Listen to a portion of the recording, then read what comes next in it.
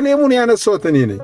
እኔ ሲሳይ መዳን በእምነት ብቻ የሚለው ትምህርት ይፈትነኛል፣ ወንጌላት ላይም ይህንን ነገር አላገኘሁትም ብዬ ክሌም አደረኩ። አንተ ዮሐንስ አፈወርቅ መዳን በእምነት ብቻ ብሎ ያስተምራል፣ ለዚህ ደግሞ አሳያለሁ አልክ። አሁን እስካሁን ከከፈትከው ውስጥ ዮሐንስ አፈወርቅ በእምነት ብቻ አሁን እምነት አያድን የሚል ነገር ክርክር አላነሳንም። እምነት አያድን የሚል ክርክር በፍጹም እኔም ራሱ አልንትን አላልኩ። በእምነት ብቻ ብሎ ያምናል፣ እሱን አሳያለሁ አልከ። አንተ ያሳየን ያለው ያነበብክ ያለው ነገር ሌላ ነው። አሁንም ለሚጊም ይቻል አሁንም እድል ልስጥህ። ዮሐንስ አፈወርቅ በእምነት ብቻ ነው መዳን የሚገኘው ብሎ ያምናል አያምንም? የኔ ክሌም ነው። እንደዛ ብልሃል። ይህን ማስረጃ ልታሳይ ትችላለህ ሶፈር? እዚህ ጋር ባይ ግሬስ ዩ ሃቭ ቢን ሴቭድ የሚለው በኮታኮት ያደርጋል። ከዛ በኋላ ስሩ ፌዝ ይላል። ይሄን ነው ላሳይ የፈለኩት። እዚህ ጋር ያለው ስሩ ፌዝ እየተረጎምከው እስኪ እየተረጎምከው ስሩ ፌዝ ይላል። እሺ በእምነት የሚለው እሺ ኦን ዘ አዘር ሃንድ አወር ፍሪ ዊል ቢ ኖት ኢምፔርድ ይላል። እሺ ፍሪ ዊላችን ኢምፔርድ አልሆነም ወይም ደግሞ በዋን ሴንስ በአንድ ሳይድ ኢምፔርድ አይደለም፣ በፍላጎታችን እንደምናምን ያሳያል። ተርጉመው እንጂ ኢምፔርድ አይደለም ትላለህ እንዴ? ኢምፔርድ እኮ እንግሊዘኛ ተርጉመው በአማርኛ ፍሪ ዊላችን ኢምፔርድ አልሆነም ማለት ምን ማለት ነው? ተርጉመው ፍሪ ዊል ቢ ናት ኢምፔርድ ይላል። ኦን ዘ አዘር ሃንድ ነው የሚል በአንድ በኩል ኦን ዘ አዘር ሃንዱን ተወና ፍሪ ዊላችን ኢምፔርድ አልሆነም ምን ማለት ነው? ተርጉመው ነገር እስቲ አፌላ ጥቁም 30 ጊዜ ኢምፔርድ አልሆነም አትበላ። ኢምፔርድ ምንድነው ወንድማችን በጌታ? ኢምፔርድ ማለት እንዴት ምንድነው? አለማየት ወይም አለመደፈን ማለት ነው። ወይም ደግሞ ይሰራል ምንድነው? አክቲቭ ነው ማለት ነው። በሌላ አነጋገር ኢምፔርድ አልሆነም ማለት የለንም ምንድነው? እንዴት ብዬ ልግለጸው? ኢምፔርድ አይነ ስውርና አይኑ የሚያይ ሰው ብለህ ቁጠረው። ስለዚህ ድፍን አይደለም ማለት ነው። አወር ፍሪ ዊል ቢ ናት ኢምፔርድ ኢምፔር አይደለም፣ አይነት ድፍን አይደለም እያለ ነው። ዘን ይቀጥላል። ኢምፔር አይደለም ማለት አይነ ስውር አይደለም ማለት ነው። አገላለጹ ማለት ምን ማለት ነው? አገላለጹ ተውና ኢምፔር ምን ማለት ነው? አይ ተርጉሞ እባክህ በፈጠረ መጽሐፉን ይዘህ መጥተህ በስትክክል ተርጉሞ እስኪ። ፍሪ ዊል ኢምፔርድ አይደለም ምን ማለት ነው? ወደ ዋናው ሚኒንግ ብገባ ይሻላል። እንደ ዋና ሚኒንግ ይሄ ምንድነው? ምንድነው? ስፔል አድርገው እስኪ ስፔል አድርገው አይ ኤም እዛው ላይ አይ ኤም ኢምፔርድ አይ ኤም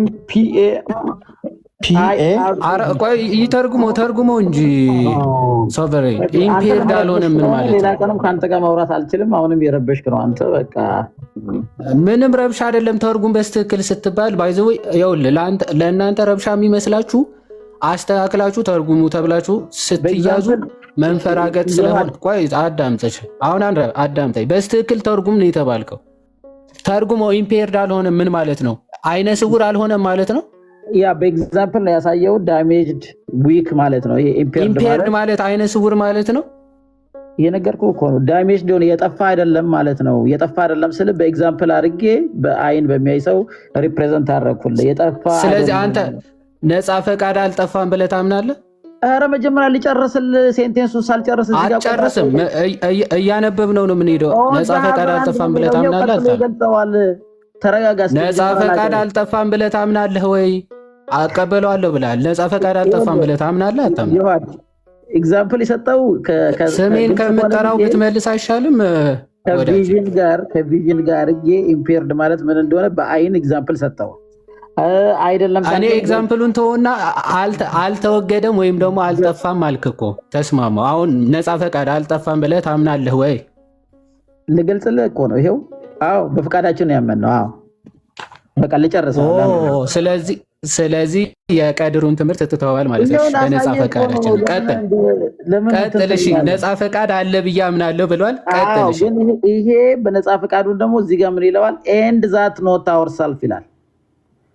ይሄ በእኛ አይደለም።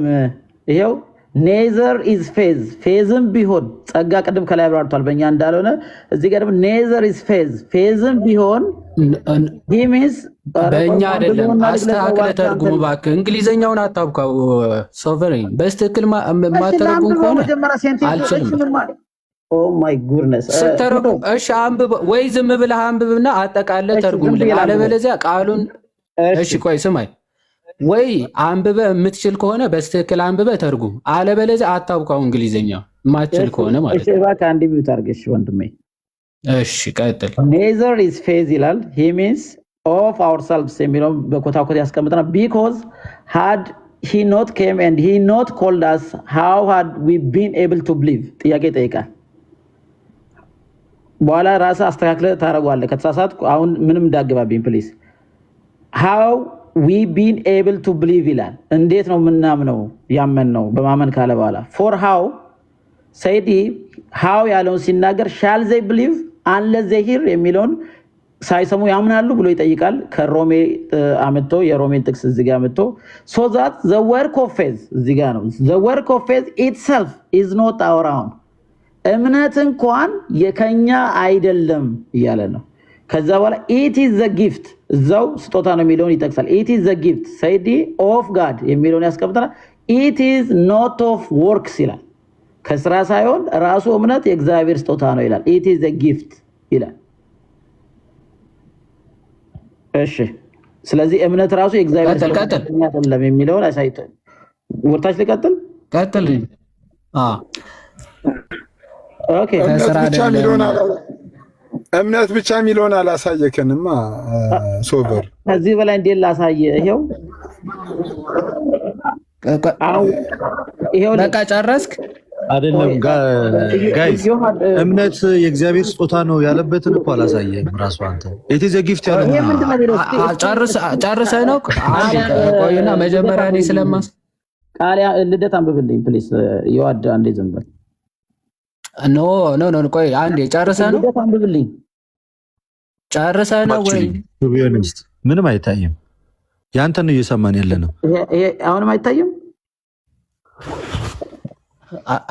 አውቀህ ነው ወይስ እየሰማህ ነው? ዝም የምትለው ጨርሰሃል ወይስ አልጨረስክም? አንድ ደቂቃ ስጠን እስቲ። ከልደት ጋር አንድ ደቂቃ ስጠን። ይዋድ አታወራም። ከኔ ጋር ነው የጀመርከው። ለምንድነው ከልደት ጋር የምታወራው? ከኔ ጋር አይደለ እንዴ የጀመርከው? ለምንድነው ከሱ ጋር የምታወራው? ጨርሰሃል ወይስ አልጨረስክም? ከልደት ጋር ማውራት ከፈለክ በኋላ ታወራው። ኦኬ ማምታታት እንደዚህ ከሆነ አንተ መጀመሪያም ካንተ ጋር ከነሱ ጋር ስለጀመርክ አላወራም። ይሄ ልጅ ጨርሰሃል ወይ? ማምታታት ነው ለሱ። ጨርሰሃል ወይ? እሺ ዮሐንስ አፈወርቅ በዚህ ሚሊዮ ላይ ቆይ እንዳዘጋው አይደለም።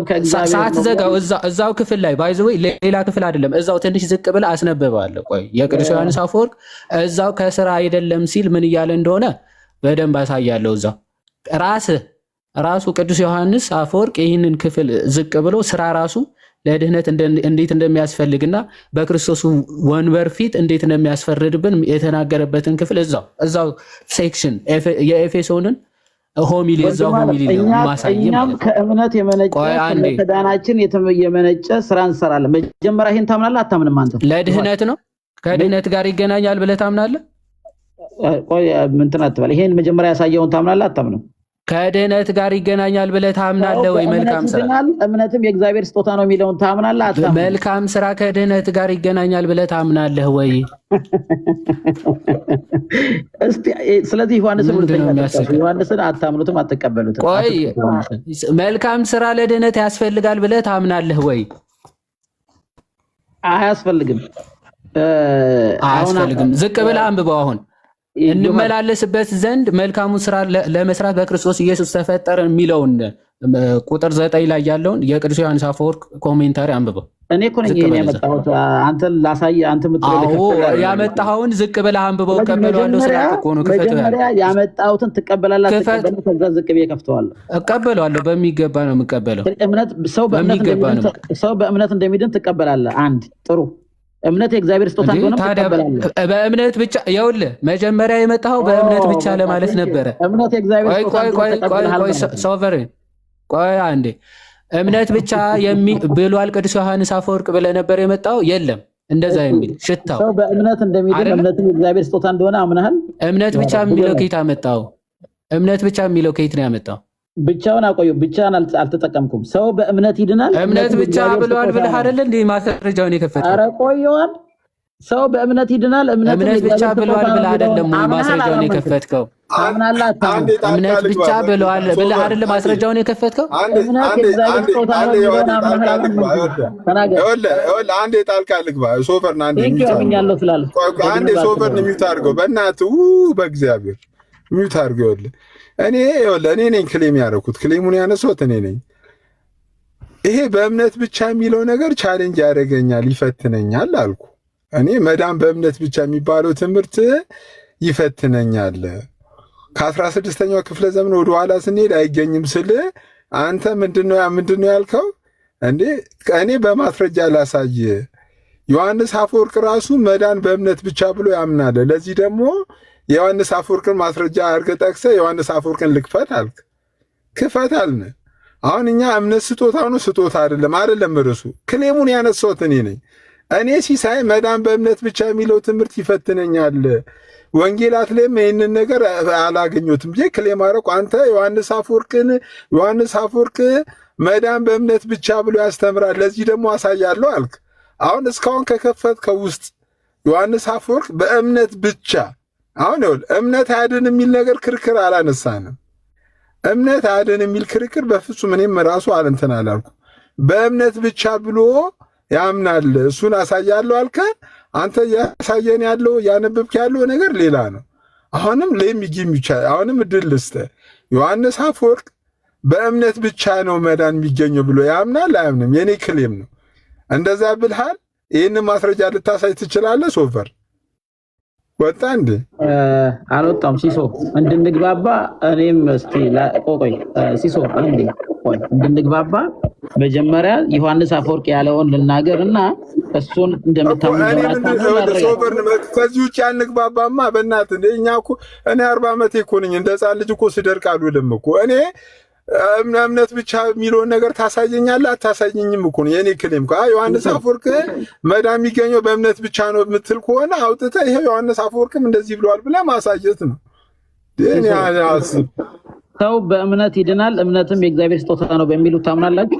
አይደለም። ብቻን አልተጠቀምኩም። ይሄው ብቻን አልተጠቀምኩም። እኔ አይወልህ በእምነት አይዳንም እኮ አላልኩም እኮ ነው። አንተን አይደለም የጠየቁ አንተን አይደለም እየዋዳብ የኔ ክሌም ነው። ክሌሙን ያነሳሁት እኔ እኮ ነው። የኔ ክሌም ነው። ክሌሙን ያነሳሁት እኔ ነኝ እኮ። በቃ በዚህ ክሌም መሰረት አሳያለሁ አልክ እኮ አንተ። ዮሐንስ አፈወርቅ መዳን እንኳን እንትን አይደለም ከ16ኛው ክፍለ ዘመን አልፈን ስንሄድ ዮሐንስ አፈወርቅ ራሱ መዳን በእምነት ብቻ ብሎ አስተምሯል። እሱን ላሳያችሁ አልክ። ይሄው በቃ ይሄው በትልቁ አረግነ ዮሐንስ አፈወርቅ ሳሊቬሽን ባይፌዝ አሉን ይላል። ሰው በእምነት ይድናል የሚለውን ታምናላችሁ? ትቀበላላችሁ? ሲሶ አይመልስልህም። እኔ ትልቁ ላይ አድርገኝ ቅዱስ ዮሐንስ አፈወርቅ እንዴት እንዳለ እኛም እንዴት እንደምንቀበል ላሳየው። በቃ ይሄ ዝም ብሎ እውቀትም ሳይኖረው የተጠየቀውንም እሱን ተውትና ብቻ ትቼዋለሁ ብለህ ሚዩት አድርገህ አሁን አንዴ። ኦኬ ልትመልሰው አትፈልጉም ማለት ነው። አንዴ ሚዩት አድርገህ ይኸው ቅዱስ ዮሐንስ አፈወርቅ በአማርኛም ከፈለክ እንግሊዘኛ ሚዩት አድርገው። አሁን አንተ ደግሞ ሚዩት አድርግና አዳምጥ ሶፈር ትቀበሉታላችሁ ወይ እያልክ ስለሆነ 30 ጊዜ ቅዱስ ዮሐንስ አፈወርቅ የኛ አባት ነው፣ አሁን እንቀበለዋለን። ምክንያቱም አንተ ግን መጀመሪያ ምን ብለሃል? እምነትህን ከዚህ በፊት ለስንት ጊዜ ስትከራከርበት የነበረው የሰው ልጅ ነፃ ፈቃድ የለውም፣ ነፃ ፈቃዱ የሞተ ነው እያልክ ስትከራከርበት የነበረው አዎ ነፃ ፈቃድ አምናለሁ፣ በነፃ ፈቃዳችን ነው ምናምነው ብለህ አምነሃል፣ ተቀብላል። ቻው። ስለዚህ ይሄ የቀድር ትምህርቱን ትተኸዋል ማለት ነው። ቅዱስ ዮሐንስ አፈወርቅ ምንድን ነው የሚለው? ቁጥር 8 በጸጋው ድናችኋል ተብሏል። አዎ የተሰጠ ታላቅ ጥቅም በትዕቢት ከፍ ከፍ እንዳያደርግህ እንዴት አድርጎ ራስን ዝቅ እንደሚያደርግ ተመልከት ይላል። በጸጋው ድናችኋልና ይላል። እሺ በጸጋው ድናችኋልና በእምነት ይላል። እንግዲህ በሌላ መልኩ የራሳችን ነፃ ፈቃድ እንዳይጎዳ የእኛን የሥራ ድርሻ ደግሞ ጨመረ ይላል። የኛ የሥራ ድርሻ ጨመረ። ምን ነፃ ፈቃድ አለን ብሎ ማለት ነው። የእኛ ድርሻችን ምንድነው? በነፃ ፈቃዳችን ተጠቅመን እንደምናምን ማለት ነው። ሆኖም ማለት ነው ዳግመኛ አጠፋው ደግሞ እንዳንታበይ ደግሞ አጠፋው። ምን ብሎ? ከእኛ አይደለምና የሚለውን ጨመረ። ምን ማለት ነው? ከእኛ አይደለም እንዳንታበይ ታለም ያልጻፈ ታለም ሚዩት አድርገው ለምን ያልተጻፈ ታለም በለ እንዳንታበይ የሚል አለ እዚህ ጋር ሚዩት አድርገው ሰፈሪ ደግመህ እንዳገባ እሺ ወዳጅ። ከእኛ ሲል ከእምነትም አይደለም አለ። ከእምነትም አይደለም። ምክንያቱም ክርስቶስ ባይመጣ ኖሮ ክርስቶስ ባይመጣ ኖሮ ባይጠራን ኖሮ እንዴት እና ምን ነበር ማለት ነው። ከእኛ አይደለም ማለት የክርስቶስ ክርስቶስ ባይመጣ ክርስቶስ ባይጠራን እኛ ማመን እንችላለን ማለት ነው? አንችልም። ክርስቶስ መምጣት አለበት፣ ክርስቶስ መጥራት አለበት ማለት ነው። ስለዚህ ምክንያቱም በሮሜ መልእክት ምዕራፍ 10 ምን ብሏል ሐዋርያው? ባልሰሙትስ እንዴት ያምናሉ? ካልሰማህ ክርስቶስ መጥቶ ሰው ሆነ፣ ተሰቀለ፣ ሞተ፣ ተነሳ የሚለውን ስብከት ሳትሰማ እንዴት ልታምን ትችላለህ ማለት ነው። ከእምነትም አይደለም ሲል ክርስቶስ መጥቶ ባይሰቀል፣ ባይሞት፣ ባይነሳ እንዲህ ተብሎ ደግሞ ባይሰበክልህ ባትሰማ እንዴት ታምናለህ? ስለዚህ ልታምን አትችልም ማለት። በመሆኑ የእምነት ስራ በራሱ የራሳችን አይደለም አለ ማለት። ኦኬ ይሄን ብሎ ተናገረ። ይህ ሲል ግን መልካም ስራ በጭራሽ አያስፈልግም እያለ ነው አይደለም። ይኸው ቁጥር 10 እዛው ቁጥር 9 እንመላለስበት ዘንድ እግዚአብሔር አስቀድሞ ያዘጋጀውን መልካሙ ስራ ለማድረግ በክርስቶስ ኢየሱስ ተፈጠርን የሚለውን ክፍል ሲያብራራ ምን ብሎ ይናገራል? ይኸው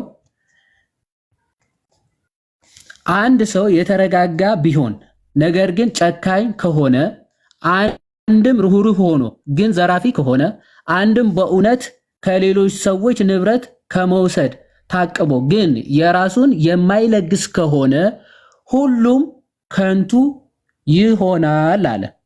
ሁሉም ምን ይሆናል? ከንቱ ይሆናል። አንዲት በጎ ስራ ብቻ በክርስቶስ የፍርድ ወንበር ፊት በድፍረት እኛን ለማቅረብ በቂ አይደለም፣ በጭራሽ በቂ አይደለም ይልና በጎ ስራችንን ታላቅና የተለያዩ ማድረግ ሁሉን አቀፍና ሙሉ ማድረግ ያስፈልገናል ይላል። መልካም ስራችንን ሁሉን አቀፍ ማድረግ ያስፈልገናል። ክርስቶስ ለደቀ መዛሙርቱ ምን ብሏቸዋል? ያለውን ስሙ።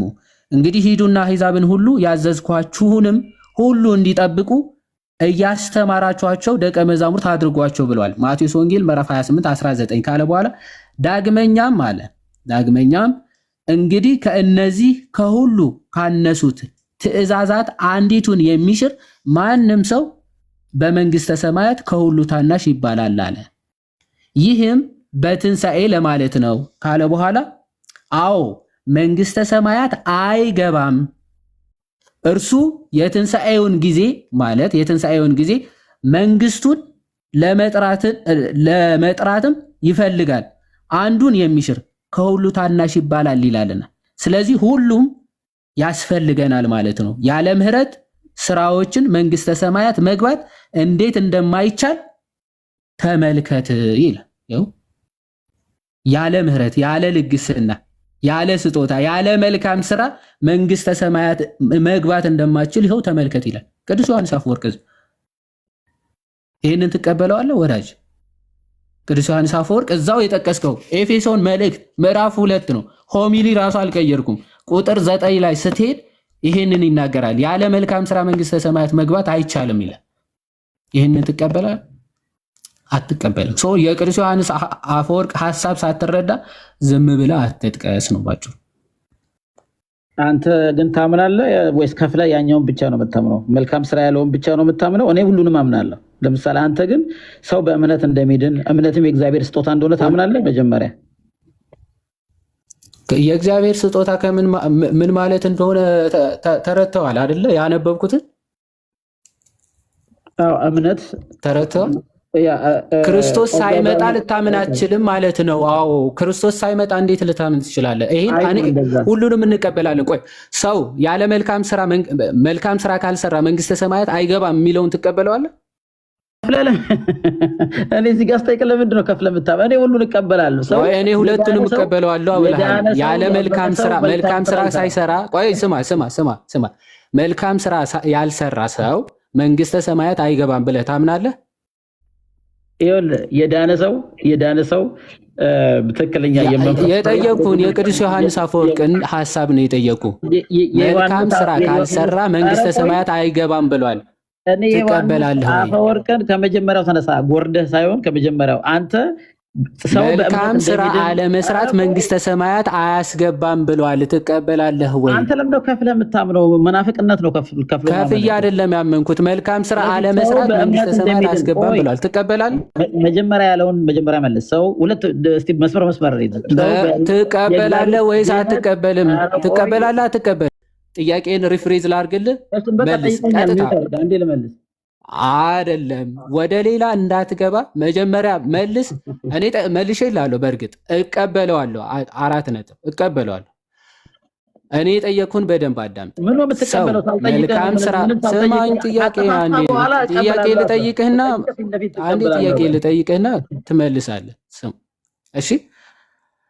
ሰው መልካም ስራ ካልሰራ መልካም ስራ ካልሰራ መንግስተ ሰማያት እንደማይገባ ተመልከቱ ብሎ ቅዱስ ዮሐንስ አፈወርቅ ተናግሯል። መልካም ስራ አለመስራት ከመንግስተ ሰማያት ይከለክላል ብለህ ታምናለህ ወይስ አታምንም? ይሄ ነው ጥያቄ። ቀጥል። አንተ አሁን ባልከውና ኩክ አድርገህ በዘሬ በራስህ ባስቀመጥከው ሳይሆን ከመጀመሪያው ይሄ 2:8 እኔ ነኝ ያመጣሁት ኤፌሶን 2:8 አንተ መጀመሪያ ሰው ድነት የእግዚአብሔር ጸጋ እንደሆነ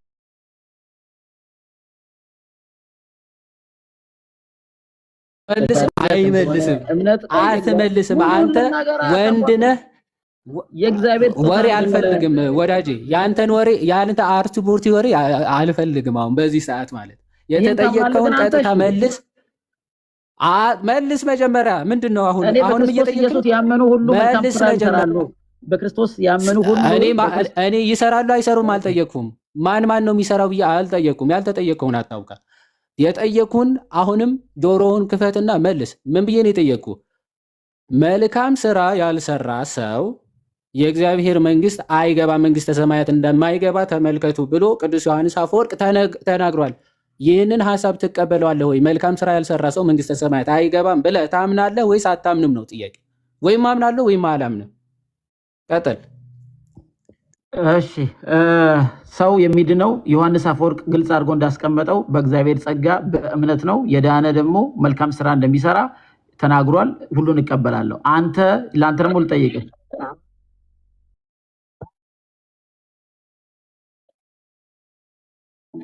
ሙሉን አንብበው። ሙሉን ቆርጠ አይደለም፣ ሙሉን አንብበው። ቆርጠ ሳይሆን ቆርጠ። ቆይ ወደ ከዚህ ጀምሮ አነበብኩልህ። ይሄንን ሐሳብ ትቀበለዋለህ? ቆርጠ ሳይሆን ሙሉን አንብበው።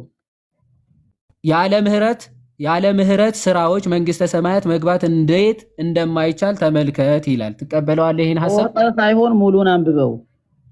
ይሄንን ሐሳብ ትቀበለዋለህ ወይ? የሆነች ነገር ቆርጣ አውጥተህ ትቀበላለህ ማለት ይሄ ዝም ብሎ የዱርዬ ይኸው ሐሳቡ ተቆርጧል ካልክ ሶቨሬን ሐሳቡ ተቆርጧል ካልክ ይኸው እዚህ ክፍል ላይ እንደዚህ ይላል ማለት ይሄኛው ክፍል ከዚህ ጀምሮ ነው እያብራራ ያለው። እንመላለስበት ዘንድ እግዚአብሔር አስቀድሞ ያዘጋጀውን መልካሙን ስራ ለማድረግ በክርስቶስ ኢየሱስ ተፈጠርን ይላል። መልካም ስራ ለማድረግ ነው የተፈጠርነው ሲባል ምን ማለት ነው የሚለውን እያብራራ ከዚህ ጀምሬ አውዱን ላንብብልህ። ከአውዱ ወይም ደግሞ ከዚህ አውድ የተለየ ካልኩኝ አንተ እንደዛ አይልም። ከፍ ብለህ ወይም ደግሞ ዝቅ ብለህ አንብብልኝ ትላለህ። ቅዱስ ዮሐንስ አፈወርቅ ግን ምን እያለ ነው? ያለ መልካም ስራ መንግስተ ሰማያት መግባት እንዴት እንደማንችል ተመልከት ይልና ይኸው ያብራራል። ምን ማለት ነው ሲያብራራው፣ ሆኖም ይህ ብቻ ከሌለን ወደ እሳት እንጣላለን ይላል። በደንብ ይህ ብቻ ከሌለን ወደ እሳት እንጣላለን ምን ማለት ነው? እናንተ ርጉማን ለሰይጣንና ለመላእክቱ ወደ ተዘጋጀ ወደ ዘላለም እሳት ከእኔ ሂዱ ብሏልና ለምን እና እንዴት ተርቤ አላበላችሁኝምና። ለምንና እንዴት ማለት እናንተ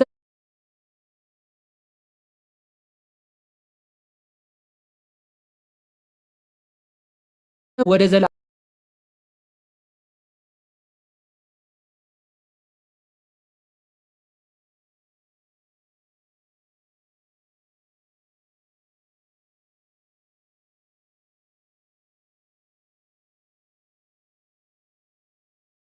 ጊዜ ልጠይቅ፣ ሙሉን እናንብበው ዮሐንስ አፈወርቅ ምን እንዳለ እስቲ አንተ ሙሉን እናንብበው።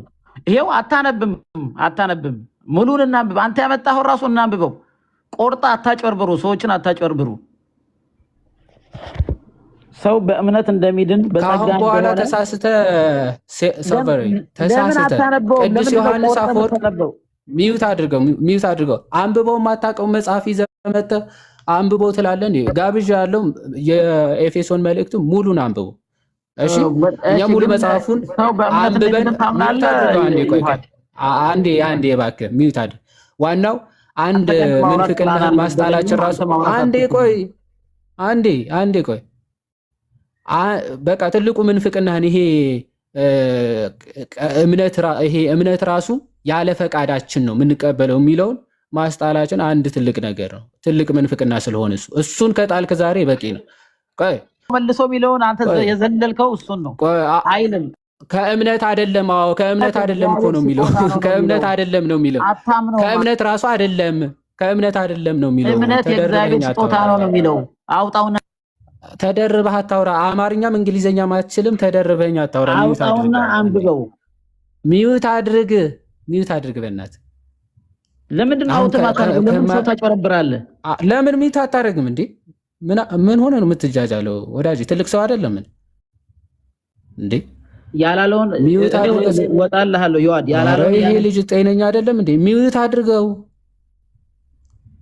ተረጋጋ እንጂ። ይኸውልህ ቅዱስ ዮሐንስ አፈወርቅ የተናገረው ከእምነት አይደለም። እምነት ማለት ካንስል አደረገው የሚለው ከእምነት ራሱ አይደለም የሚለውን ነው አለና፣ ለምንድነው ከእምነት ራሱ አይደለም ያለው ካንስል ያደረገው ሲል ምንድነው ያለው? ምክንያቱ ክርስቶስ ሳይመጣ ክርስቶስ ሳይጠራህ ራሱ ማመን አትችልም ማለቱ ነው ብሎ በግልጽ አስቀምጦታል።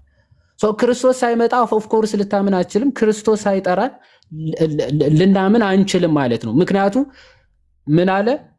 ባልሰሙትስ እንዴት ያምናሉ? መጀመሪያ ሊሰበክልህ ስለ ክርስቶስ ልትሰማ፣ ስለ ክርስቶስ ለመስማት ክርስቶስ መምጣት ያስፈልገዋል። ስለ ክርስቶስ ለመሰበክ ክርስቶስ መምጣት፣ መሞት፣ መሰቀል፣ መነሳት ያስፈልገዋል። ስለዚህ ክርስቶስ ራሱ ባይመጣና ድህነቱን ባይፈጽም ማመን ራሱ አትችልም ነው። ምን ብለህ ታምናለህ? ምን ተብሎ ተሰብኮልህ? ስለዚህ ለዛ ነው ባልሰሙትስ እንዴት ያምናሉ ተብሎ የተነገረው። ከእምነት ራሱ አይደለም። ክርስቶስ መጥቶ የሰራው ስራ አለ። ያንን ስራ ሲሰበክልህ ስትሰማ ነው ልታምን የምትችለው። ነፃ ፈቃድህን ተጠቅመ ብሎ ቅዱስ ዮሐንስ አፈወርቅ እየተናገረ ይህ ሲል ስለ ኢኒሻል ሳሊቬሽን ነው። የኛ ምንም ውጤት አለበት ብለን አናምንም እኮ። ኢኒሻል ሳሊቬሽን ላይ የመጀመሪያ መዳናችን ላይ እኛ አዋተን ከኛ የሆነ ስራ ከኛ መልካም ስራ ታይቶ ኔዳን ነው ብለን አናምንም እኮ። መች እንደዚህ ብለን ሰብከን እናውቃለን? በመልካም ስራችን ነው ልጅነት ያገኘ ነው ብለን እናምናለን። በጸጋው በምስጢራት በኩል አምነን ተጠምቀን የእግዚአብሔር ልጅነትን አገኘን ብለን ነው የምናምነው እንጂ የሆነ መልካም ስራችን ታይቶ ከዛ በኋላ በዛ መልካም ስራችን ልጅነት አገኘን ብለን እናምናለን? አናምን። መጀመሪያ ክርስቶስ በሰራው ስራ አምነን ስንጠመቅ በጸጋው የእግዚአብሔር ልጆች እንሆናለን። ዘን ከዛ በኋላ ምን አዲስ ፍጥረት እንሆናለን። አዲስ ፍጥረት ሆነን ደግሞ በመልካም ስራ ልንመላለስ ግድ ይለናል። መልካም ስራ ካልሰራን ደግሞ ወደ ዘላለም እሳት እንጣላለን። በቃ የቅዱስ ዮሐንስ አፈወርቅ ትምህርት ይሄ ነው። የኦርቶዶክሳዊ ትምህርትም ይሄ ነው። አንተ ግን ምን ብለህ ነው የምታምነው? ያለ እምነት ያለ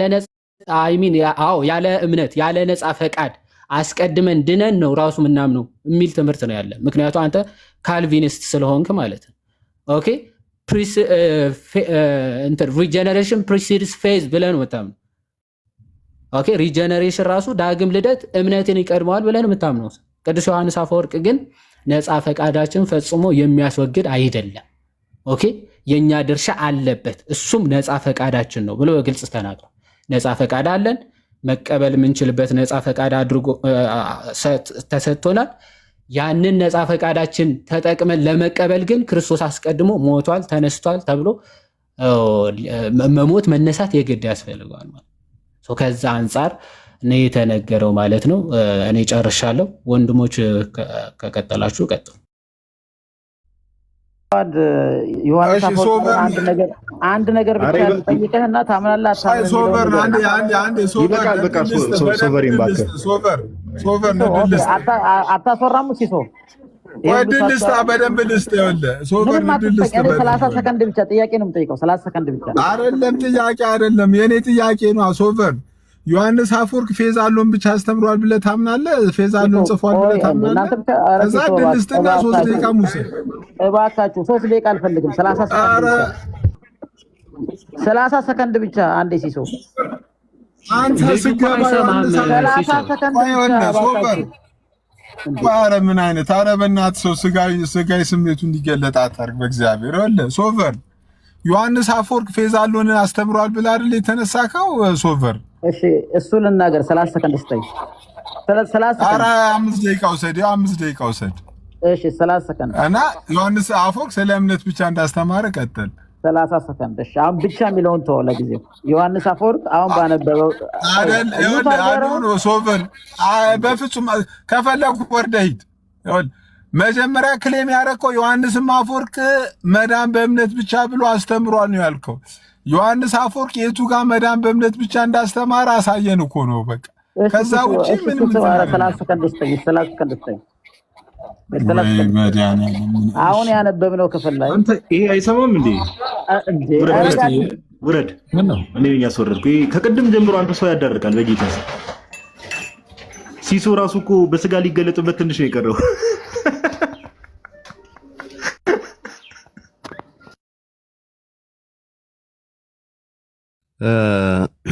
ያ ከቅድም አዲስ ለመጣ ሰው ምናልባት ግር ካለ እንጂ ከመጀመሪያ ለነበረ ሰው አዲስ የሚሆን ነገር ያለ አይመስለኝም። ምክንያቱም ሲስ እና ልደት ነበሩ መጀመሪያ እያወሩ የነበሩት እሱ ቁጭ ብሎ ማለት ነው።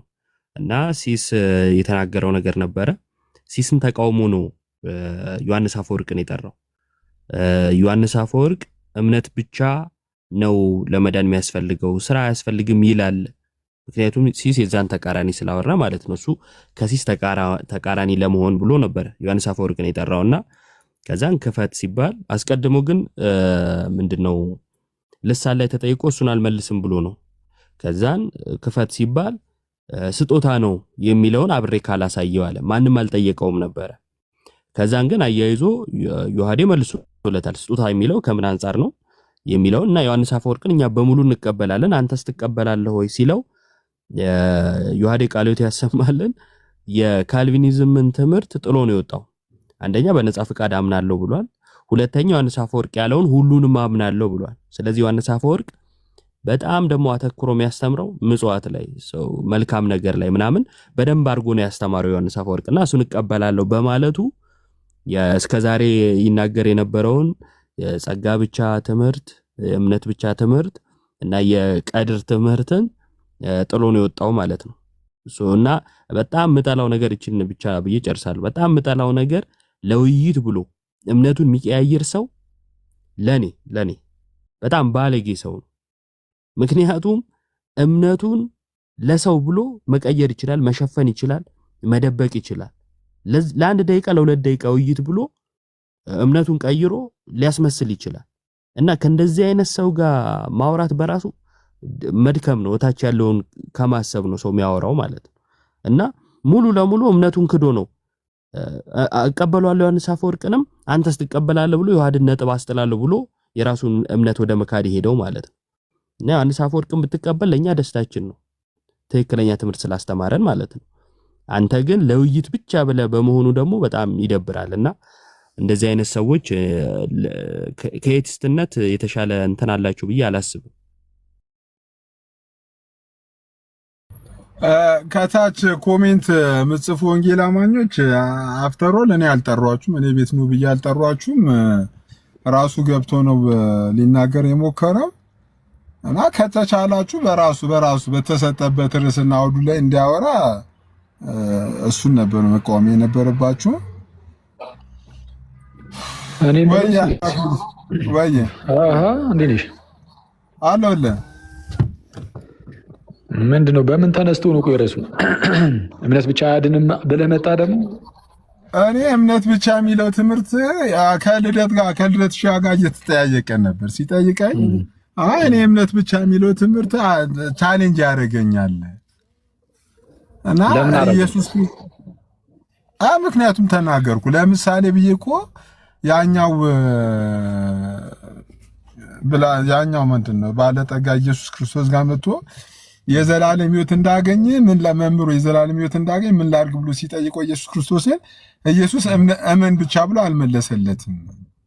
እምነት ብቻ የሚለው አጠቃላይ ከመጽሐፍ ቅዱስ ሲፈተሽ ያለ አይመስለኝም።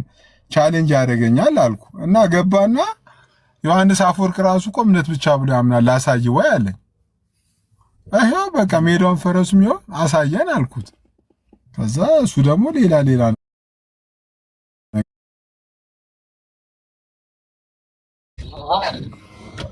እንትን ድምፅ ያንተ እንትን ያስተጋባልን ይፈወራ ነገር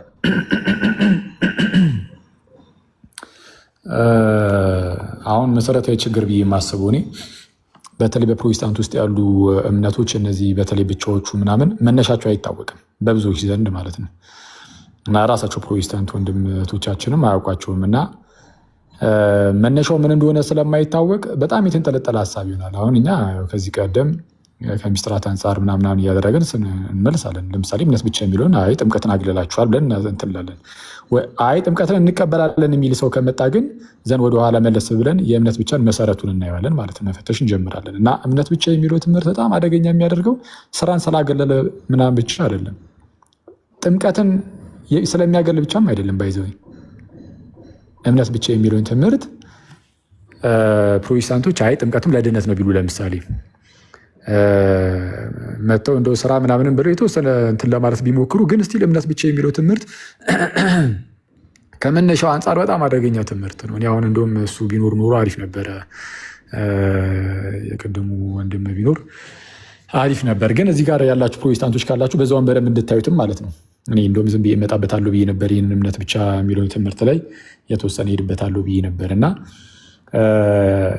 ዩስቲቲያ ክሪስቲ አሊያና የሚባል ገለጻ አለ። ዩስቲቲያ ክሪስቲ አሊያና ማለት ባዕድ የሆነ የክርስቶስ ጽድቅ ማለት ነው።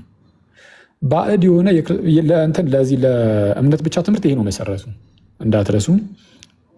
እምነት ብቻ ለተሰኘው ትምህርት መሰረቱ ዩስቲቲያ ክሪስቲ አሊያና የሚለው ነው። ይህም የክርስቶስ ባዕድ የሆነ ጽድቅ ማለት ነው። ባዕድ የሆነ ጽድቅ ማለት ባዕድ ማለት ውጭ የሆነ ከአንተ ውጭ የሆነ ጽድቅ ማለት ነው። አሁን እነሱ እምነት ብቻ ሲሉ ጽድቅ በእምነት ብቻ ነው እያሉ ያሉት። ስለዚህ እምነት ብቻ የሚነገረው ለጽድቅ ነው እና ያ ጽድቅ በእምነት ብቻ የሚገኘው ጽድቅ ደግሞ እግዚአብሔር መጥቶ እናንተን የምርም ውስጣችሁን ያጸድቀዋል እያሉ አይደለም። በነገራችን ላይ ታውቃላችሁ፣ ይህን በፕሮቴስታንት ትምህርት እምነት ብቻ ሲመሰረት ጽድቅ የሚለው ትምህርት ላይ አስቀድሞ ከእምነት ብቻ በፊት ጽድቅ የሚለው ትምህርታቸው ስለሆነ የሚታየው በእነርሱ እምነት መሰረት ጽድቅ ማለት አንድ ሰው ጸደቀ ሲባል የምርም ውስጡ እየጸደቀለት አይደለም። ውስጡ ቆሻሻ ሆኖ ኃጢአተኛ እንደዛው ኃጢአተኛ እንዳለ ሆኖ ከውጩ ብቻ የክርስቶስ ጽድቅ ይቆጠርለታል የሚባለው ይሄ ፎረንሲክ ጀስቲፊኬሽን ይባላል። ይሄ ፎረንሲክ ጀስቲፊኬሽን ይባላል። እንደ ሕግ አግባብ የሆነ ብቻ ጽድቅ ማለት ነው። ይህ ምን ማለት ነው? እኛ ሁላችን ወንጀለኞች ነበርን። ተመልከቱ በደንብ ኃጢአተኞች፣ ወንጀለኞች ነበርን። ኃጢአተኛ እንደመሆናችን ወንጀለኛ ነን። ከዛ በኋላ ወደ ፍርድ ወንበር ፊት ሄዳችሁ ስትቀርቡ ማለት ነው ዳኛው ወንጀለኛ እንደሆናችሁ እዛው ወንጀላችሁን ሳያጥብ ከወንጀለኝነታችሁ አያጸዳችሁም፣ አያጥባችሁም።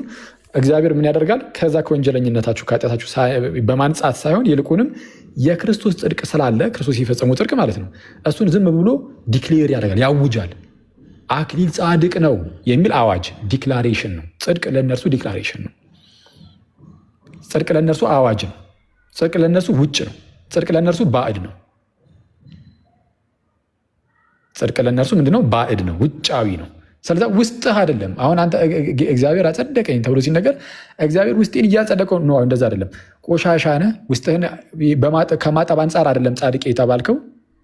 ልክ ውስጥህን አጥቦት አይደለም ጻድቅ ያደረገ፣ ወይም ጽድቁ በአንተ ውስጥ የለም፣ ከአንተ ውጭ ነው። ይህ ከአንተ ውጭ የሆነው ጽድቅ ደግሞ የክርስቶስ ነው። ስለዚህ በተመሳሳይ ሰዓት ኃጢአተኛም ነው። ያው ውስጡ ኃጢአተኛ ነው፣ ምክንያቱም ውስጡ አይደለም የሚጸደቀው። ግን ደግሞ ስለታወጀለት ብቻ ጻድቅ የሚል አዋጅ ስለተነገረለት ብቻ ግን እንደ ጻድቅ ደግሞ ይቆጠራል። የክርስቶስ ጽድቅ ተቆጥሮለት ጻድቅ እየተባለ ይጠራል ማለት ነው። ይህንን በተለይ ሉተር ሲሙሊስተስ ኤት ፔካቶር ይለዋል። ሲሙሊስተስ ሲሙል ማለት ሳይመልታነስሊ እንደሌለ በእንግሊዝኛው ሳይመልታነስሊ አት ዘ ሴም ታይም በተመሳሳይ ሰዓት ማለት ነው። በተመሳሳይ ሰዓት ሲሙል ይስተስ ማለት ራይቸስ ጀስት ማለት ነው፣ ጻድቅ። በተመሳሳይ ሰዓት ጻድቅ ኤት ማለት እና ፔካቶር ደግሞ ኃጢአተኛ። በተመሳሳይ ሰዓት ኃጢአተኛም ጻድቅም ነው። ስለዛ ውስጡ ሰውየው ኃጢአተኛ ነው፣ ቆሻሻ ነው። ከዛ በኋላ ከውጭ ግን ጻድቅ ነው። ከውጭ ያለው የክርስቶስ ጽድቅ ነው። ልክ ለምሳሌ አንድ ሰው በጣም ሰውነቱ ቆሻሻ ቢሆን ማለት ነው፣ ቆሻሻ ቢሆን እግዚአብሔር ያንን ሰው እንዴት ነው ንጹህ ያደረገው? የምርም ሰውነቱን አንጽቶት አይደለም፣ ንጹህ ልብስ ከላይ ያለብሰውና ከዛን ከውጭ ከለበሰው ከንጹህ ልብሱ አንጻር እሱም የክርስቶስ ጽድቅ ማለት ነው። ውጫዊ ነው ብለውናል። እንትኑ ይሄ ጽድቁ ውጫዊ ነው፣ ወይም ደግሞ ሉተርም እንደሚለው ባዕድ ነው፣ ኤሊየን ራይቸስነስ ነው። ስለዛ ከላይ ንጹህ ልብስ ያለብሰውና ውስጡ እኮ ቆሻሻ ነው ሰውየው። በቃ ይኸው ከላይ ንጹህ ልብስ ለብሷል፣ እንግዲያውስ ንጹህ ነው የሚል አዋጅ ይነገርለታል። አሁን ይህ ጽድቅ ከእነርሱ ውስጣቸው ያለ ሳይሆን ውጭ ላይ ያለ ስለሆነ ይህንን ስራ ለድህነት ያስፈልጋል የሚለውን በፍጹም ሊገናኝ አይችልም። አሁን ሊያመጡት ጭራሽ ከጭንቅላታቸው ጋር አብሮ ሊሄድ አይችልም። ለምን? ኦልሬዲ ጽድቁ ከእነሱ ውጭ ነው፣ ውጭ ላይ ሆኖ እየተቆጠረ ነው ያለው። እሱን ደግሞ በእምነት ነው የምንይዘው ነው። አይተዋል። እምነት ብቻ የሚለው አደገኛ የሆነ ትምህርት የሚመሰረተው በዚህ አደገኛ በሆነው የጽድቅ ትምህርት ላይ ነው። ይህ ትምህርት ደግሞ በጣም የሚያስገርመው በታሪክ ውስጥ ማለት ነው። አሁን ይህ ጸጋ ብቻ ምናምን የሚለውን ትምህርት ስንማማር ለምሳሌ ኦገስቲንን እንዲጠቅሱ ፈቅደናል። ማለት ኦገስቲን ጸጋ ብቻ ላይ የተወሰነ ሳት ያለ ነገር ስላስቀምጠ ስላስተማረ ማለት ነው። በቃ እንደዚህ አሁን እንደዚህ አስተምረዋል ካስተማሩ ማለት ነው። በስተት አንድ አባት ያስተማር ካለ አላስተማርም ብለን አንገግምም። በቃ ያለ ሪያሊቲ ካለ ሪያሊቲ መተን እንነግራቸዋለን። ለምሳሌ አውግስቲኖስ የስ ጸጋ ብቻ ላይ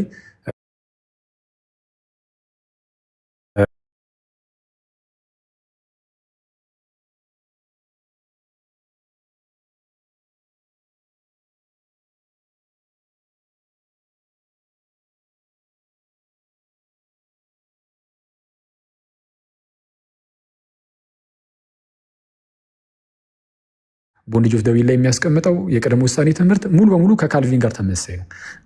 ምናልባት ከካልቪንም እንደውም ካልጨከነ እንጃ። እና ከካልቪን ጋር ከጆን ካልቪን ጋር ተመሳሳይ ነው። ከሉተራውያን ጋር ይለያያል።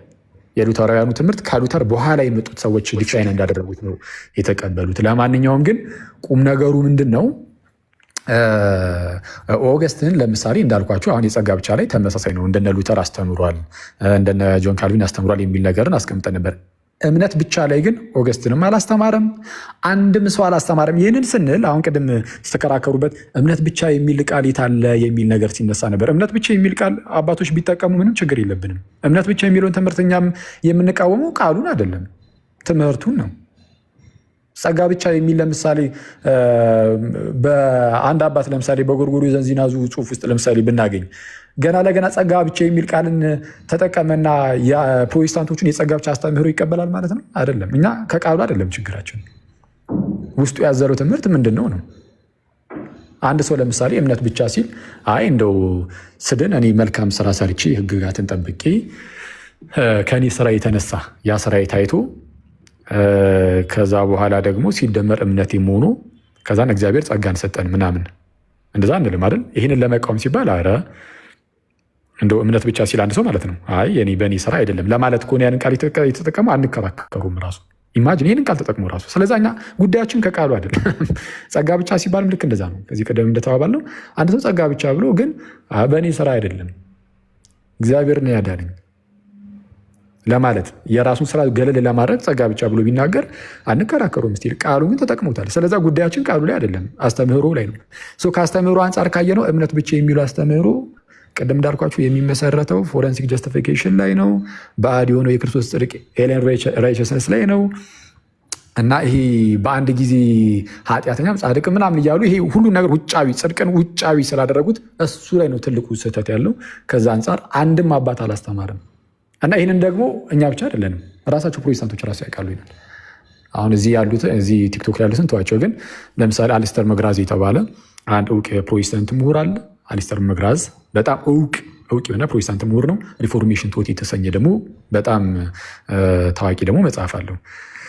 በፕሮቴስታንት ቴዎሎጂ ትምህርት ቤቶች ውስጥ ምናምን ሳይቀር በጣም ለተማሪዎች ሪከመንድ የሚደረግ አይነት መጽሐፍ ነው። ብዙዎቹ የሱ መጽሐፍት እንደዛ ናቸው። እውነቱን ለመናገር በጣም ምሁሩ ነው። እሺ እና በዚህ በሪፎርሜሽን ቶቱ መጽሐፉ ላይም እንደተናገረው ኦገስትን ማን ነው ሶሪ ይቅርታ ሉተር ይዞ የመጣው ትምህርት ይሄ ጽድቅ የእግዚአብሔር ጽድቅ የሚለው ትምህርቱ ውጫዊ ነው የሚለውን ነገር ማለት ነው። ፎረንሲክ ነው የሚለው ትምህርት ፎረንሲክ ነው ማለት እንደ ህግ ሲቆጠር ማለት ነው። በህጋዊ አግባብ ነው የሚያዩት። እሺ ገስ ዝም ብሎ ውጭ ላይ በቃ ይህ ሰው ነፃ ነው ተብሎ መታወጅ ብቻ በቃ ጽድቅ ለእነሱ እንደዚህ ነው እንጂ ውስጣዊ አይደለም ጽድቅ። በውስጣዊ መለወጥ ያምናሉ፣ ግን ያመለወጡ ግን ጽድቅ አይደለም። ይሄ ወይም ደግሞ የመጽደቅ ጉዳይ ሳይሆን መቀደስ ነው። ያ መቀደሱ ደግሞ ለድህነታቸው ለጽድቃቸው ምንም የሚጠቅመው ነገር የለም፣ ምንም አይገናኝም። በቃ ጽድቅ የክርስቶስ ጽድቅ ነው በቃ የሚቆጠረው፣ እሱ ውጭ ነው። ከአንተ ውጭ ምንም ከእሱ ጋር የሚያገናኝ ነገር የለም። ለማንኛውም እና አልስተር መግራዝም ምን ይላል? የሉተር ይሄ ባዕድ የሆነ ጽድቅ ምናምን እያለ የሚጠራው ነገር እሱ በቃ እንግዳ ነው። ሉተር ወለድ ነው። ፕሮቴስታንት ወለድ ትምህርት ነው። በኦገስትን ዘንድም አይታወቅም ይላል። ኦገስትን ይህንን ቃል በቃል የሚቃወሙ ማለት አጋጣሚ ያኔ እንደዚህ አይነት ትምህርት ተነስቶ አይደለም፣ ግን ቀጥታ እሱ ግን ይህንን ትምህርት ግን አንስቶ ታስተምሮ ነበር። ኦገስቲን ራሱ ምን ብሎ ነበር የሚያስተምረው? ኦገስትን እግዚአብሔር እኛን ጻድቅ ያደረገን እንዲሁ ከውጭ ብቻ ጻድቅ እንደሆንን በመናገር ሳይሆን ይልቁንም ውስጣችን በማጽደቅ ነው ይላል። ማለት ውስጣችን ነው ያበራልን ጌታ ማለት ነው። አሁን ይህን ጽድቁን እንደ ብርሃን ይዩትና ውስጣችንን በማብራት ነው። ወይም ደግሞ ያቆሻሻውን ሰውዬ ጌታ ያነጻው ዝም ብሎ ከላይ ንጹህ መጥቶ በማጠብ ነው። እኛን በማጠብ በመንጻት ውስጣዊ ጽድቅን በመስጠት ነው። በፕሮቴስታንት ዘንድ ግን ውስጣዊ ጽድቅ የለም። ጠቅላላ ጽድቅ ውጫዊ ነው። ለዛ እምነት ብቻ የሚለው ትምህርት ከዚህ ነው የመጣው እና ከዚህ አንጻር ስናየው መጽሐፍ ቅዱስ ላይ እንግዳ ትምህርት በታሪክ ውስጥ ጭራሽ የሌለ። ከዛ እነዚህ ሰው ፕሮቴስታንቶቹ ምን ይላሉ? አይ ያው በታሪክ ውስጥ ባይታወቅም ይሄ እንደ መከራከሪያ ሆኖ ስላልተነሳ ነው በቃ ሉተር ተገለጠለት ይላሉ። እና መጽሐፍ ቅዱስ ላይ እዚህ በሮሜ 4 ላይ ለአብርሃም እምነቱም ጽድቅ ሆኖ ተቆጠረለት ይላልና ተቆጠረለት ስለሚል በቃ እኛም የክርስቶስ ጽድቅ ይቆጠርልናል እሱ ነው ብሎ ለማስረዳት ይሞክራሉ። ይሄ ኢምፒውትድ ራይተስነስ የምንለው ማለት ነው። ኢምፒውትድ ጊልት የሚባል ነገር አለ። የአዳም ኃጢአት በሁሉም ሰው ላይ ይቆጠራል። የአዳም ኃጢአት ይሄ ኢምፒውትድ ጊልት። ከዛ ልክ የአዳም ኃጢአት በሁሉም ሰው ላይ ሲቆጠር እንደነበረው የክርስቶስ ጽድቅ ደግሞ ከውጭ ሆኖ ይቆጠራል ብለው ኢምፒውትድ ራይቸስነስ ብለው አመጡ ማለት ነው። ግን እንደዛ አይደለም።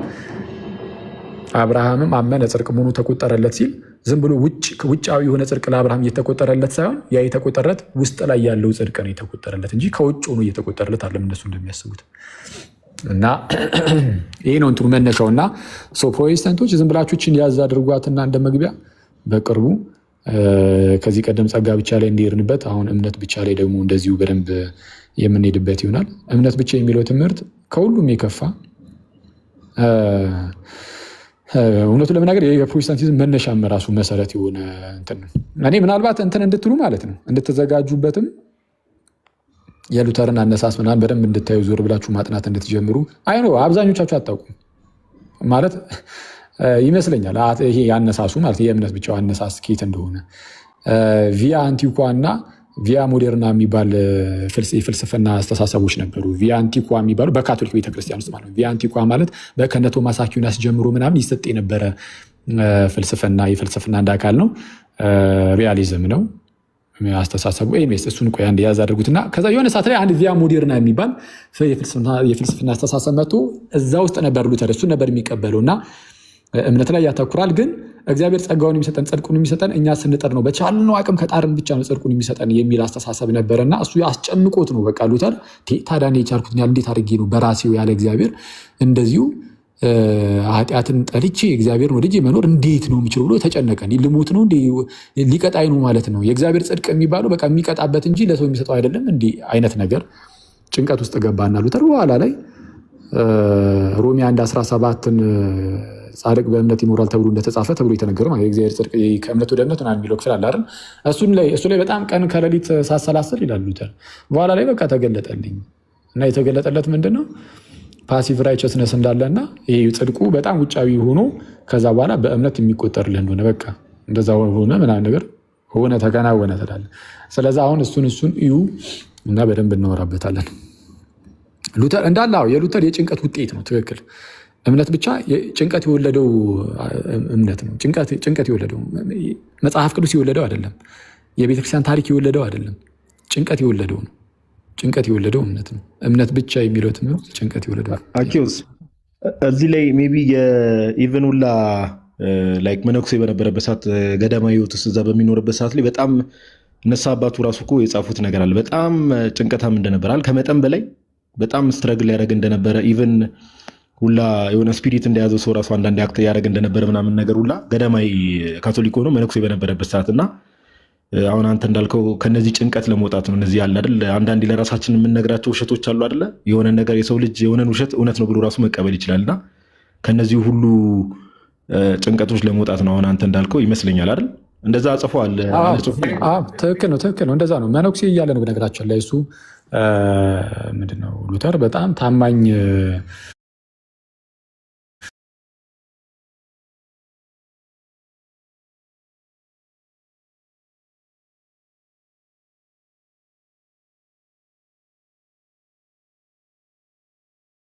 ፍልስፍናው ስር ደግሞ ይሰጥ የነበረ ትምህርት አለን የሚለው እና ይሰጥ የነበረው ትምህርት ደግሞ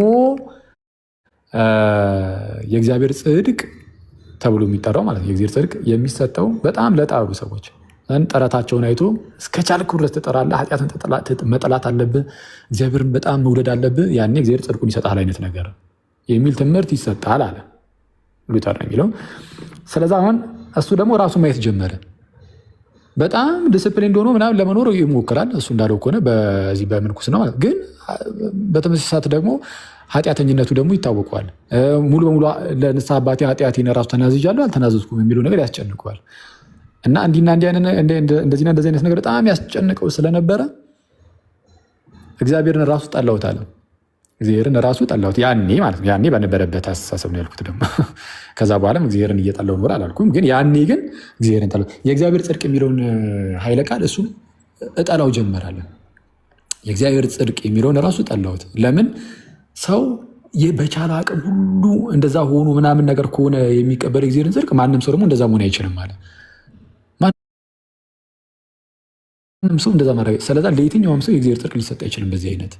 ስለዚህ የእግዚአብሔር ጽድቅ ማለት ሌሎችን ኃጢአተኞችን የሚቀጣበት መቅጫው ነው። ይህ የእግዚአብሔር ጽድቅ ብሎ ስላሰበ በእግዚአብሔር ላይ መቆጣት፣ እግዚአብሔርን መጥላት፣ የእግዚአብሔር ጽድቅ የሚለውን ቃል መጥላት ጀመረ እና እንዳልከው ጋዲም በጣም ይጨነቅ ነበር። በጣም ማለት ጭንቀቱ በጣም አደገኛ ነው። እንትና አልሰር መግራዝም ያስቀምጠዋል በሪፎርሜሽን ቶቱ ላይ። ፕላስ ደግሞ ማነው ጸሐፊው ሂራይ ስታንድ የሚለውን መጽሐፍ የጻፈው ማለት ነው። የራሱ የሉተር እንደ ባዮግራፊ ነገር ነው። ሂራይ ስታንድ በተሰኘ መጽሐፍ ላይም እሱም እዛ ላይም እንደዚሁ ነው እና በአጭሩ እንደዚህ አይነት በጣም አስጨናቂ ነገር ውስጥ ገብቶ ከዛ በኋላ ነው ሮሜ 1:17 ላይ ኮንተምፕሌት ሲያደርግ እሱ እንዳለው ከሆነ ቀን ከሌሊት ሲያስብ ሲያሰላስል በቃ የእግዚአብሔር ጽድቅ የሚለው ላይ ደረስኩበት አለ። ከዛም በቃ ወደ ገነት እንደገባሁ ነው የቆጠርኩት፣ ዳግም እንደተወለድኩኝ ተሰማኝ፣ ሀሳቡን ተረዳሁት አለ እና ሀሳቡን ስለተረዳሁት ጭንቀቴ ሁሉ ረገፈልኝ አለ። በጣም የሚገርመው ግን ሀሳቡን የተረዳው በቤተክርስቲያን አባቶች መንገድ አይደለም ምናምን በቃ ማን ሹክ እንዳለው አናቅም። ምናልባት እንግዲህ አሮን ነው አንዳንድ ቦታ ምንድነው ነብይ ነን ብለው ይነሱና የሆነ ቦታ ላይ የሆነ ሰው አቀበለኝ የሆነ አካል አቀበለኝ ብሎ መልአክ ነው ብሎ እንደሚገግሙት የለም። ግን ደግሞ ሪያሊቲው ምናልባት ሌላ ሆኖ ሰይጣን ሊሆን ይችላል ብለን እንደምናስበው ሁሉ እኔ እዚህ ጋርም ምናልባት ሰይጣን ሹክ ብሎት ሊሆን ይችላል ብዬ አስባለሁ። አላውቅም። አሊያም ደግሞ ከስጋው ከራሱ እንዲሁ ብቻ ዝም ብሎ በቃ አእምሮ የራሱ አእምሮ የፈጠረው ሊሆን ይችላል። ግን አኪ እንትኖቹን ስትመለከት አሁን የመንፈስ ፍሬዎች ተብሎ ገላትያ ላይ የተጠቀሱ ነገሮች አሉ አይደል?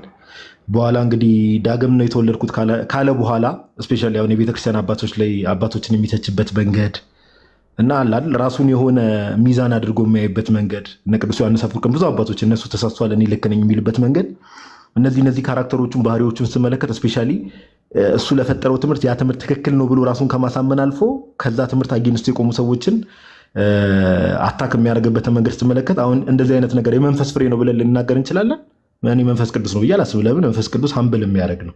ኢቨን ራሳችንን ዝቅ አድርገን ሌሎችን ከፍ አድርገን እንድናይ የሚያደርግ ነገር ነውና ስፒሪቱ እንዳልከው እኔ አላቅም ብለህ አንተ አለፍከው። እኔ ግን ያኛው ስፒሪት ነው ብዬ ነው የማስበው። ያው የእንትን ሉተር በተለይ አንዳንድ አቋሞቹ ላይ በጣም እንትን ነው። እንግዲህ ከዚህ በፊትም ብዬዋለሁ። በጣም ያው አንዳንድ ሉተራኖችን አናዷል። በእርግጥ ያገላለጽ ግን ያው ከይቅርታ ጋር ማለት ነው ትንሽ የትዕቢቱ ነገር በጣም አደገኛ ነው ማለት። ለምሳሌ የእምነት ብቻ ምናምን ጉዳይ ላይ ይሄ ትምህርት በቃ አንድ ጊዜ እንዲህ ከደረሰበት በኋላ ያው በቃ እሱን እንግዲህ ፐርሰናሊ በተለይ እሱን በጣም ስላረጋጋውም ይመስለኛል ወይም ደግሞ እንግዲህ እንዳልከውም እንግዲህ የክፉ መንፈስ ስራም ሊሆን ይችላል። ግን ወደ መጨረሻው የህይወቱ ክፍል ላይ ሳይቀር ከካቶሊካውያን ጋር የተወሰነ ውይይቶች ምናምን ሊደረጉ ያው ሁሌም ጥረት ይደረጋል ምናምን እና ያኔ የስማልካልድ አንቀጾች አሉ። የስማልካልድ አንቀጾች ይሄ ብዙ ጊዜ የምናወጣው የሉትራኖች ቡኒ መጽሐፍ እሱ ላይም አለ መሰለኝ ስማልካልድ አርቲክልስ። እሱ ሁለተኛው ክፍል የመጀመሪያ አንቀጽ ላይ ተቀምጧል። ስለ ጀስቲፊኬሽን ስለ ጽድቅ ምናምን ያወራበት እና እምነት ብቻ የጽድቅ ጉዳይ ላይ ጽድቅ በእምነት ብቻ የሚለውን ጭራሽ እሱ ለውይይት ራሱ ርዕስ ሆኖ ራሱ አይቀርብም ነው የሚለው። ጭራሽ እሱ ላይ ምንም ድርድር የለም። በቃ ይሄ ነው አለቀ። ሰማይና ምድር ይገለባበጣል። ይሄ ትምህርት በፍጹም አይነካም ነው የሚለው። ሰማይና ምድር እንደውም በሌላ አይ ቲንክ በገላትያ መልእክቱ ትርጓሜ ላይ ነው። በዛ ደግሞ ምን ይላል? በቃ የሆነች ቤተክርስቲያን የምትወድቀው የምትነሳውን በዚህ ትምህርት ላይ ነው ይላል። ጽድቅ በእምነት ብቻ የሚለው ኢማጂን እንዲህ ብሎ በድፍረት የሚናገረው እሱ ራሱ 16ኛው ክፍለ ዘመን ላይ ባመጣው ትምህርት አንድ የቤተክርስቲያን አባት የለም ምን ያለ እምነት ብቻ የምትለውን ቃል የተጠቀመ አይደለም። ግን ጽድቅ በእምነት ብቻ የሚለውን የእሱን አይነት አስተምሮ የእሱን አይነት አስተሳሰብ ያለው ጽድቅን ውጫዊ አድርጎ ከዛው ከውጭ ደግሞ እሱን በእምነት ይዞ ምናምን እሱ ይሄ ጭራሽ በቃ የለም። እና ራሱ 16ኛው ክፍለ ዘመን ላይ ወልዶት ይሄ ማለት እኮ በሌላ አማርኛ እስከ 16ኛው ክፍለ ዘመን ድረስ ቤተክርስቲያን እንዲህ አይነት እሱ እንዳስተማሩ አይነት የእምነት ብቻ አይነት አስተምራ ስለማታውቅ ቤተክርስቲያን ጠፍታ ነበር ማለት ነው፣ ወድቃ ነበር እንደሱ አስተሳሰብ ከሆነ እና ይሄ ለሉተር እና እንትኑ ይሄ ትዕቢቱ ምናምን በቃ የአባቶችን ትምህርት አባቶች እኮ እንዲህ ብለው አስተምረዋል እያልክ ስታመጣለት እንዳልከው አይሰማም። የራሳቸው ጉዳይ ነው የሚለው። እንደው ጭራሽ ሌላ ትምህርት ላይ የተናገሩትን ዝም ብሎ እያመጣ ከዚህ በፊትም እንዳየ ነው። ለምሳሌ እና ጄሮምን ለምሳሌ ጄሮም እኮ በነፃ ፈቃድ ያምናል ተብሎ ሲነገሩ እሱ ነፃ ፈቃድን አያምንም ሉተር። እና ነፃ ፈቃድ ደግሞ ለሉተር በጣም ቋሚ ትምህርት ነው። ልክ እንደዚህ ከእምነት ብቻ ጋር አብሮን የመጣው ነፃ ፈቃድ ገና ከጅምሩ ሰው ማንም ሰው ይሄ ራሱ በጣም ጥሩ እስከሚችለው ድረስ ጥሩ ከዛ በኋላ ጽድቅን ይቀበላል ምናምን ሲሉ ነበር። እሱ ሙሉ በሙሉ ልክ ሲንደው በምን መልኩ ነው ይናደው? ገና ከጅምሩ ሰው ሙሉ በሙሉ ምንም ነገር ራሱ ወደ የእግዚአብሔር ነገር ለመቀበል ምንም ማምጣት አይችልም፣ ሙት ነው። ስለዛ ጽድቅ ራሱ ፓሲቭ ነው፣ ጽድቁ ራሱ ማለት ነው። እና ሰውየው ሲያጸድቀው ሰውየውን እግዚአብሔር ሲያጸድቀው ሰውየው የሆነ ነገር እያደረገ እየሰራ የሚቀበል አይደለም ምንም ነገር እና የሆነ ነገር ስለፈቀደ ምናምንም አይደለም። በቃ ፓሲቭ ነው ራይቸስነሱ ራሱ ብሎ ነው የሚያስተምረው። እና ለዚህ ደግሞ እንደው ጄሮም ለምሳሌ በነፃ ፈቃድ ያምናል ሲባል ሉተር ጭራሽ ጄሮም እንደዛ ቢሆንም እኔ እንኳን እንጃ ጄሮምን እንኳን አልቀበልም ከጄሮም ጋር እዚህ ጋር አልስማማም ምናምን ብሎ አሁን ሊያልፍ ይችላል ብላችሁ ስትጠብቁ እሱ የሚናገርበት መንገድ ምንድን ነው? ጄሮም ይላል ይሁት እስቲ ስለ ድንግልና የተናገረበትን ክፍል ማለት በድንግልና ጸንቶ ስለመኖር ማለት ነው፣ ስላለማግባት ሰልበት ሆኖ ስለመኖር ጄሮም ሲናገር ምን ብሎ ተናግሯል? ምንድነው? ጋብቻ ምድርን ይሞላል አለ አይደል? አዎ ጋብቻ ምድርን ይሞላል ማለት ያው ልክ እግዚአብሔር አምላክም በዘፍጥረት ላይ እንደተናገረው ብዙ ተባዙ ምድሪቷን ሙሉ ይሌላ ምድርን የምትሞላው በጋብቻ ነው። ስለዚህ ጋብቻ ምድርን ይሞላል አለና ኦኬ እሺ፣ በድንግልና የሚኖር ሰውስ በረከት የለውም? ኧረ አለው። በቃ ሰማያዊ በረከት አለው። እሱ ደግሞ ይህ በድንግልና መኖር ደግሞ ምንኩስና ማለት ነው፣ ሰማይን ይሞላል ብሎ ተናገረ። ይህንን ይዞ አሁን ስለ ነፃ ፈቃድ እየተወራ የማይገናኝ ርዕስ ሉተር አንስቶ ይህንን የጄሮምን ይጠቅስና ምን ጄሮም እንዲህ ብሎ ያብዳል ሉተር። ከዚህ በላይ ስድብ ምን አለ እያለ ይናገራል። እና ከሱ በፊት የነበሩት አባቶች ለሱ በቃ ምንም አያውቁም።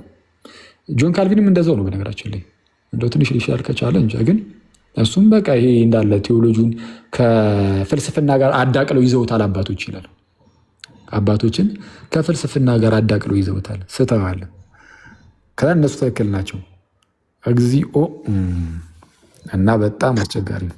እኔ በጣም የሚገርም ሆነ አኬዎስ እዚህ ላይ አንድ ነገር እንትን ለማለት ይሄ ኢንካውንተር እስቲ አንድ ሲሶ በትልቁ አገኝ አንዲት ነገር ለማሳየት የሆነች ይሄንን መጽሐፍ ያው ከዚህ በፊት በእርግጥ ብዙ ጊዜ አሁን ያልከው እንትን ላይ ምንድነው? ቆይ እንዴት ነው ካሜራ የሚዞረው? ቲክቶክ አዲስ እየሆንኩ እየመጣሁ ነው እንዴ ጋይስ? ካሜራው እንዴት ነው የሚዞረው? አንዴ ነገር ምሳሌ ዋረድ ምንድነው ቲክቶክ ወይ ማዞሪያውን ንካው ጋዲ እሱ ነው ካሜራውን ኦን አደረኩት። ኦ ይቅርታ። አይ አሁን አኬ ካለው ነገር ጋር ከዛ ጋር በተገናኘ ይሄ ኢንካውንተር ራሱን ባይዘው ይናገራል። ይሄን መጽሐፍ ከዚህ በፊት እንኳን ላይቭ ላይ ምናምን በፊት እንትን የምትሉ ሰዎች አሳይቻቸዋለሁ። ፍራንክ ብሬንታኑ የሉተርን ታዋቂ ሂስቶሪያን ነው። ኦልሞስት የዛሬ 100 ዓመት አካባቢ የተጻፈ መጽሐፍ ነውና ሉተር የሚል የእሱን ባዮግራፊ እንትን የሚለው ላይ አሁን አኬ ካለው ነገር ጋር ስፔሻሊ ኢንካውንተሮች ሉተር ራሱ ኮንፌስ የሚያደርጋቸው ነገሮች አሉ። ሴጣን በጣም ብዙ ጊዜ ራሱ እንደሚናገረው እንግዲህ የአካል እንግዲህ ከምን አንጻር ነው የመጣው የሚለው ነገር ለአድማጩ እንተዋለን። እዚህ ጋር ምን ብሎ ይናገራል ጸሐፊው ነው እዚህ ጋር የሚለው to his last day Luther was destined to have encounters ቻፕተር 14 the devil's tricks የሚለው ክፍል ላይ ማለት ነው። to his last day Luther was destined to have encounters of all kinds and descriptions with the angel of darkness በጣም ብዙ ጊዜ በሴጣን ይፈተን ነበር ነው ወይ ደግሞ ከሴጣን ጋር ኢንካውንተር ነበረው ከማጋ ከዲያብሎስ ጋር I carried the devil hanging around my neck ይላል። ሴጣን አለ አይደል አንገታችን ላይ ተጠምጥሞ እንደሚንቀሳቀስ ሴጣንን በአንገቴ ተሸክሜ እንደሚሄድ አይነት ያው በጣም ብዙ ጊዜ ከመፈተኑ የተነሳ ኦር ሴጣን ብዙ ጊዜ ከሴጣን ጋር ኢንካውንተር ከማድረጉ የተነሳ ማለት ነው። declare and again I know all about the devil ይላል። ስለ ሴጣን ሁሉንም ነገር አውቃለሁ። I know him inside out ሙሉ ለሙሉ አውቀዋለሁ። having eaten in his company more than one hogshead of malt ካለ በኋላ እዚህ ጋር እንደዚህ ይላል in due course Luther married ካገባ በኋላ ደግሞ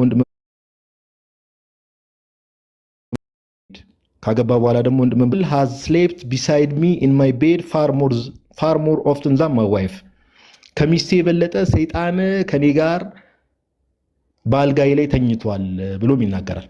ይሄ እንግዲህ ምን ያህል ኢቭን ይሄ እንግዲህ አይታችሁ ከሆነ to his last day ነው የሚለው ወደ መጨረሻው ይሄ እንግዲህ የሚያሳየው ኢቭን እንግዲህ ሪፎርሜሽኑን ከጀመረ ምን ካለ በኋላ ከሚስቴ የበለጠ ሰይጣን ከኔ ጋር ባልጋይ ላይ ተኛ ነበር ብሎ ሉተር ሲናገር እንመለከታለን። እና ይሄ የሚያሳየው ይሄ በሰይጣን መፈተን አሁን እንግዲህ ዳግም ተወልጃለሁ ምን ካለ በኋላ ራሱ ኢቭን ከሰይጣን ጋር ብዙ አይነት ኢንካውንተሮች ይሄንን ክፍል ብትመለከቱት በተለያየ መልኩ ሰይጣን ይታየው እንደነበር ራሱ ሉተር ራሱ ኮንፌስ ያደርጋል። ኦኬ ኮንፌስ ያደርጋል እና ከሚስቴ የበለጠ ሰይጣን ከኔ ጋር አልጋይ ላይ ተኛ ነበር እስከ ማለት ራሱ በዚህ ደረጃ እንደዚህ አይነት ነገሮችን ይናገራል። እና ይሄ ፈተናው የሚባለው ከዲያብሎስ ጋር ያለው ኢንካውንተር ኦር ከሰይጣን ጋር ያለው ኢንካውንተር እንዲሁ ዝም ብሎ እንትን የሚባል ነገር ሳይሆን ሲሪየስሊ ሊወሰድ የሚገባ ነገር እንዳልተውም ያው በአንድ በሌላ መልኩ ማረጋገጥ እንችላለን ማለት ነው። ቴንክ ዩ ይሄን ለመናገር ነው።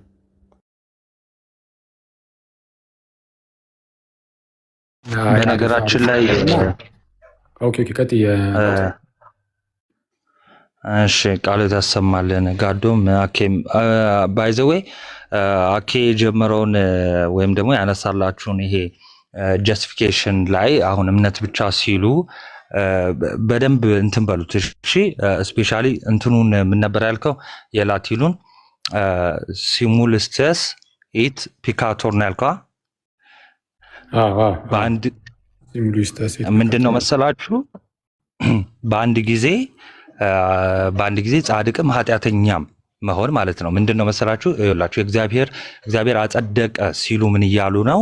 እንደው በእውነት ሰውየው ውስጣዊ የሆነ መጽደቅ ሳይሆን ኃጢአተኛ እንደሆነ ወይም ደግሞ ኃጢአተኝነቱ እንዳለ ሆኖ በላዩ ላይ በተጨማሪ ማለት ነው። ለዛ ነው ባዕድ ወይም ደግሞ ተጨማሪ ማለት ነው። በተጨማሪ ልክ ፍርድ ቤት አንድ ዳኛ በቃ ሲወስን አለ አይደለ ጻድቅ ነህ ወይም ደግሞ ነፃ ነህ ብሎ ልክ እንደሚወስነው ያንን ነገር እንደ ልብስ ነው ይዞት የሚሄደው እንጂ ውስጣዊ የሆነ መለወጥ ወይ ደግሞ ውስጣዊ የሆነ ጻድቅነትን አይደለም ማለት ነው። እና ይሄ ደግሞ ትልቅ አጋንንታዊ የሆነ ነው እንዳለው አኬ በስፋት እንትን ይኬድበታል።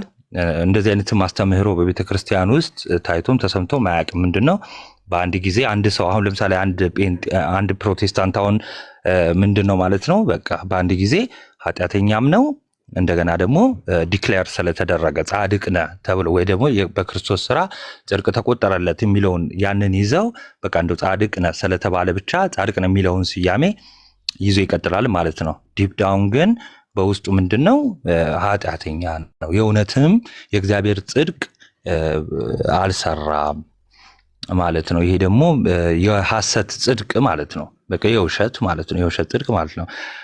እንዴት ነው እንደዛ መሰለኝ አክ ያልከው። ይህ ግን የአጋንንት ምናምን አላልኩም። ደግሞ ልታስቀጠቅጠኝ ነው እንዲህ የአጋንንት አሉ ትምህርታችንን ተብሎ የተወሰነ ቀናት ላይቭ እንዳይገቡብኝ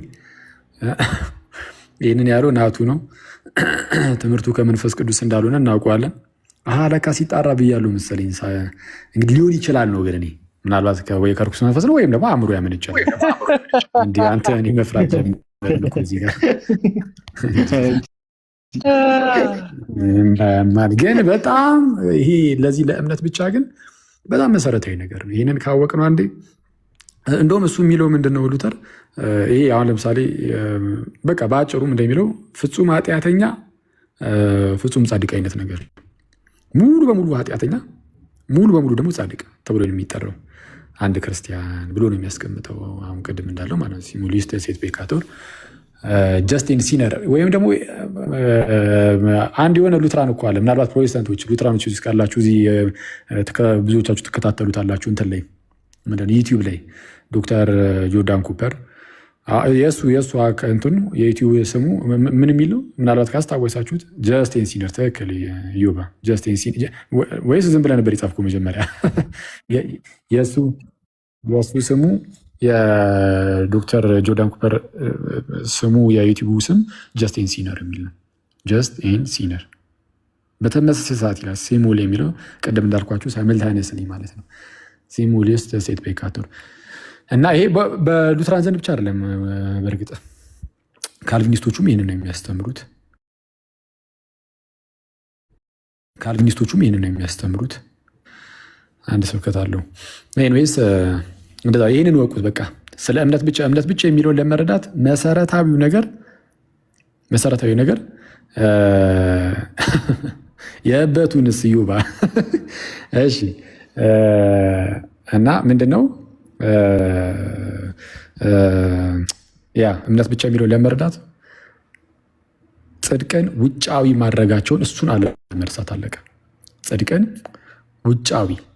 ውጫዊ ማድረጋቸውን እንትን አለማለት አለመርሳት። እነዚህ አንድ የሚሰጥ ምሳሌ አለ። ወደዛ ምሳሌ ይሄዱ ነው። እሺ ቀጥሎ ጋይስ። ምንድን ነው ሰዓቱ ባይዞ እየሄደ ነው። እሱን እኮ ነው ወሰነኝ እኔ አትሄድም እንዴ ሲስ? ኧረ እባክህ እና ልምጣ ተባብለን የለ የምነካ እኩስ መጣሁ በቃ እና አሁን ልምጣ ወይስ ና አኬ ሲሶ ራሽ ልደትሻ ዛሬ ነው እንዴ ቀኑ? ዛሬ ነው ቀኑ እንዴ? አይደለም ማክሰኞ አረጋዲ ሙላት እግዚአብሔር የምር ስንት ሰዓት? 10 ሰዓት ላይ ነው። አዎ ከ10 ሰዓት በኋላ ምናምን ተብሏል። 11 ነው ፕሮግራሙ። ያው እዛ ወደ ሜክሲኮ ምናምን ለጋሃር አክቹሊ እና ማን አኬ ሰፈር ነህ እንዴ? ምን ነው እዚህ ሰፈርሽ እንዴ? አይ እኔማ ገርጂ ነኝ። እና ምን ሪ ትላለህ? ልደትኛ ቦሊ ልንገናኝ አስበናል። እንደ እግዚአብሔር ፍቃድ 10 ሰዓት ከምናምን ላይ አብረን መሄድ እንችላለን ከፈለግሽ። እሺ ታዲያ አንቺ ጀመረ አንቺ መልካም ሰው ነሽ። አሁን እሺ ትላለህ፣ በኋላ አትገኝም እኮ ያራዳ ልጅ ማሪ። ኧረ አስምሎኛል። አይ አዎ መቅረትማ የለብንም፣ ሰፖርት ማድረግ አለብን፣ ግድ ነው። እናንተ አሁን ስታወሩ ትዝ ያለኝ ክርስቶስ እንደውላ በቃ እሺ ጋዲ በቃ ስወጣ ደውላለሁ።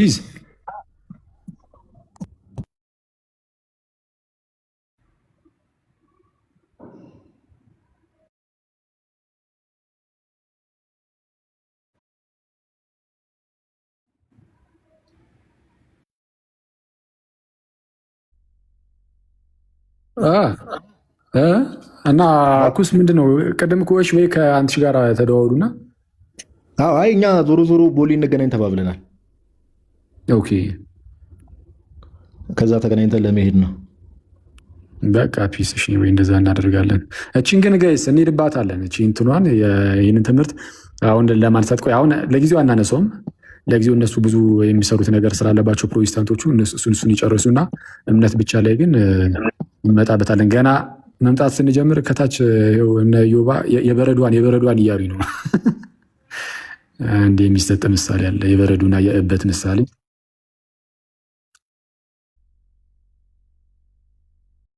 እርስ በርስ መጠየቃቸውን ትተው አንድ ኑን ይላሉ። አረ በተአምር እኔ እንጃ አንድ ያጨልልሃል። ይሄ እሱም እኮ አሁን እኮ አኬ ቅድም እንዳልከው ውጫዊ ጽድቅ እንዳልከው ውጫዊ አንድነት እኮ ምንም ዘላቂነት የለውም።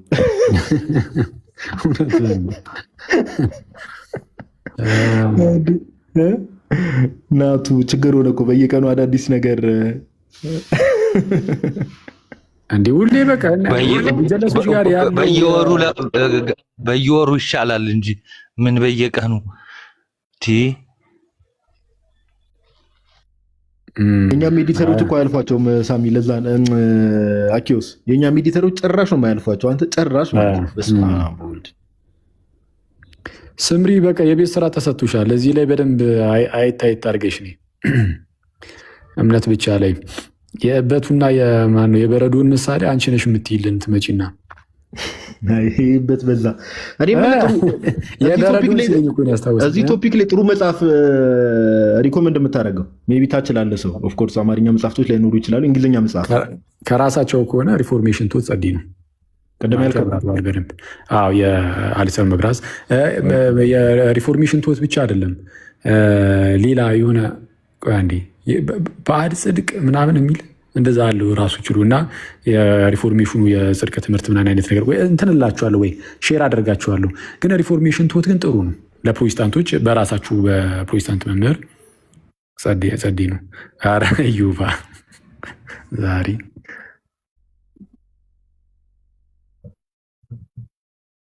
እዚህ እምነት ብቻ ላይ አሪፍ መጽሐፍ ስትል ሮሚ አላለም።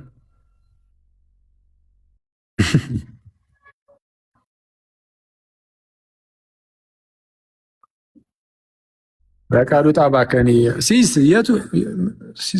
እኮ እንትን አለ።